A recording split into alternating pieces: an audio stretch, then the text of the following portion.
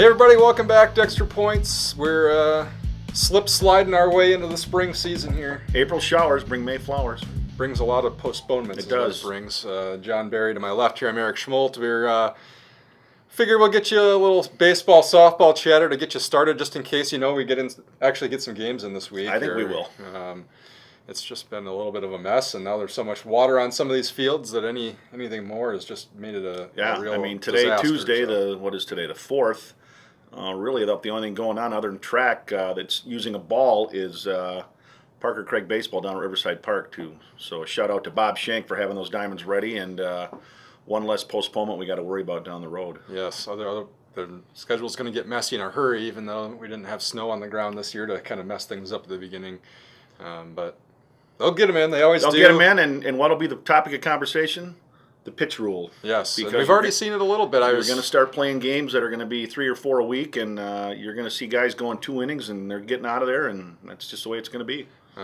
Hopefully you read about it in the Gazette a little bit last week. It was started the pitch rule is for baseball. 100 pitches is the max. There's all kinds of different rules for different levels. Yep. That you have to wait a day or 2 days or 3 days.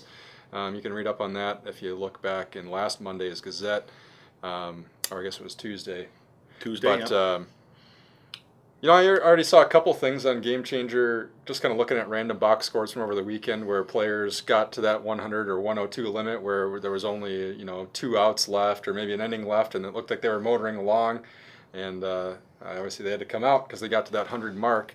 And like you said, when you get to a point where you're playing more games in a week than the usual 2 or 3 that you're supposed to play or that are originally scheduled to play, then that's when your arms are really going to be tested and your depth is going to be tested. And it is, and I think what you're also going to see is let's take a team like Janesville Craig, ranked first in the state. I saw them on Saturday, and they've got they got some capable arms. That might be a case where they start playing teams and getting a lead. You may only have to use Evan Spry for 2 innings, because if you can get a big enough lead on teams, you can go with the back end of your rotation or the back end of your pitching staff, and you got good kids for later in the week, especially like Craig this week with 3 games, 2 of them conference games, and then a big game on Friday at Jefferson, which is ranked 4th in the state in Division II. So, it's going to be interesting. It's going to certainly be an advantage for teams that have a little bit of pitching depth.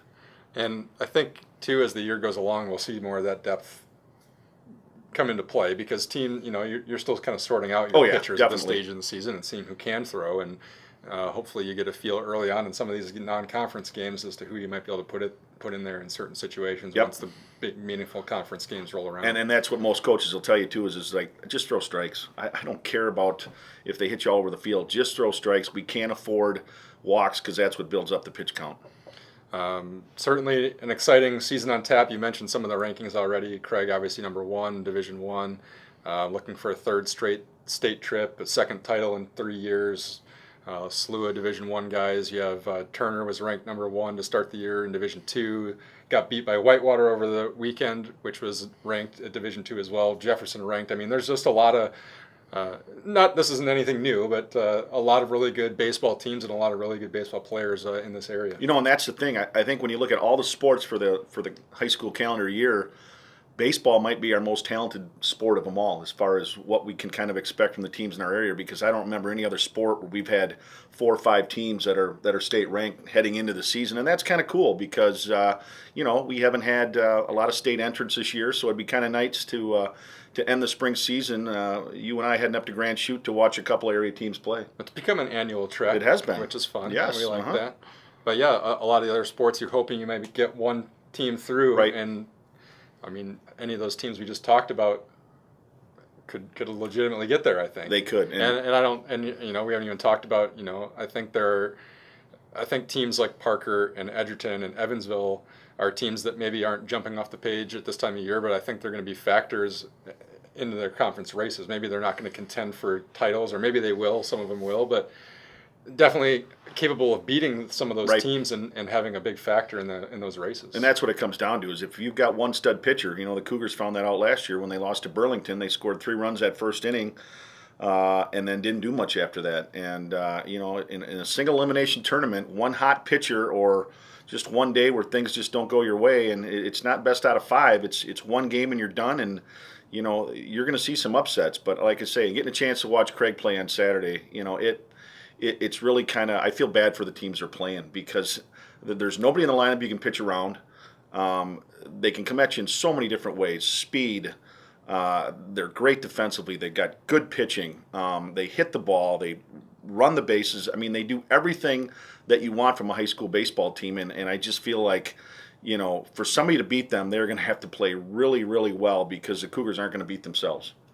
Should be fun to watch. Hopefully, we'll break down more as the season goes Right. along, but hopefully the weather turns here just so people can get out and see some of these teams. Yeah, 'cause exactly. It's going to be pretty fun once the weather turns and you can get out there in your shorts and sunglasses and enjoy some games instead of having your umbrella and Mittens and gloves and Yes. scarves and everything else and a snow shovel, yeah. On the softball side of things, things kicking into gear a little bit more too. They started a week earlier. No pitch count there at Nope. this point, so Nope. I don't have to worry about that.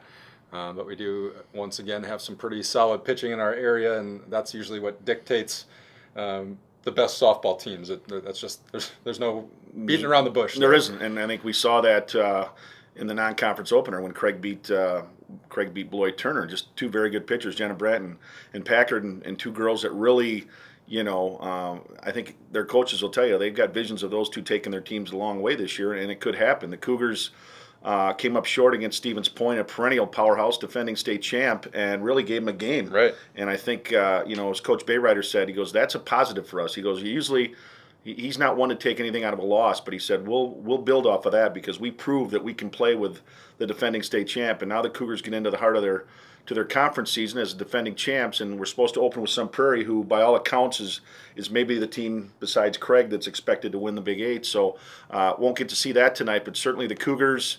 Parker coming in next week. The Vikings got a couple of wins already this season, so that's something to build on. And I look for Craig and Parker to both, I would say win more than they lose. Yeah, Certainly. top half of the Big Eight. Right. I think Craig could easily defend its conference championship if things go well. Parker, not so much the star pitcher because Chelsea Neighbors tore ACL. Right. Yeah. So they're kind of working their way through some things, but they found that. They found a way to win some games before their bats have heated up, and they've played some pretty good defense, and I think that'll take you a ways as well. So and a big test for them against Craig because Craig really handled them last year easily twice, and it's still that crosstown game, and I know Steve Heilman, the Parker coach, will have them ready, but you hate to get to that point again and just see a lopsided game because the Vikings are trying to take those baby steps back to respectability, and hopefully next Tuesday against Craig it'll be a good game, and Parker comes out and at least makes it competitive. You mentioned Kalen, Packard, and Turner. They beat McFarland in the big crossover game that everybody kind of looks at over the weekend. So I would say that Turner has probably got the odds-on favorites in the South, and Right. I think in the Rock Valley North, it's going to be kind of interesting to watch because you have Kelsey Shore at Evansville. You've got an Edgerton team that's very full of veterans. Mm-hmm. I think McFarland is going to be good, but Right. They're every not year. the excellent, No. maybe not the A1 that they No. have been in other years. So that's going to be fun to watch. And we haven't even really seen Delvin Darien play yet because they were going to get a later start, and now things have been washed out. But just No. kind of how Jada Smith. I was going to say, you put a Speth on the mound, yeah. you're going to be okay, and I think that's, the problem for the Comets is the Southern Lakes. Right. You've got just powerhouses But everywhere. they don't look at it as that No, they don't. because once they get to they say, hey, whatever happens against those teams, we hope we can give them a game, but we don't see them in the tournament. No, So they're more worried about Turner and teams like that. McFarland, Monroe. Yep. Yeah, it's always a fun sectional to watch. Obviously, we got a lot of games to fit in before we get do. to that point. Let's get it but going. At least we're kind of getting you started here with a little taste of what's to come on the baseball and softball diamonds, and hopefully we're getting set to at least see a few more games and get this rain out of the way. And the worst poorly officiated NCAA title game I've ever seen. 21 fouls in the first 8 minutes of the second half. Ridiculous. Let them play. Let the kids decide the game. That was awful. That's as poor as this show was. Today's John Barry Tangent brought to you by GazetteXtra.com. You can log on there to watch Extra Points every week. And you can also leave us a comment or a review of the show. Let us know who you're watching out there on the baseball That's and right. softball diamonds. And we will keep you posted as the spring quickly moves along. It's always the fastest, and try to get everything in That's a right. hurry. So we'll be along for the ride, and we'll see you back here in a couple of weeks as You get your Speedo on and head south. That's right. On that note, see you later.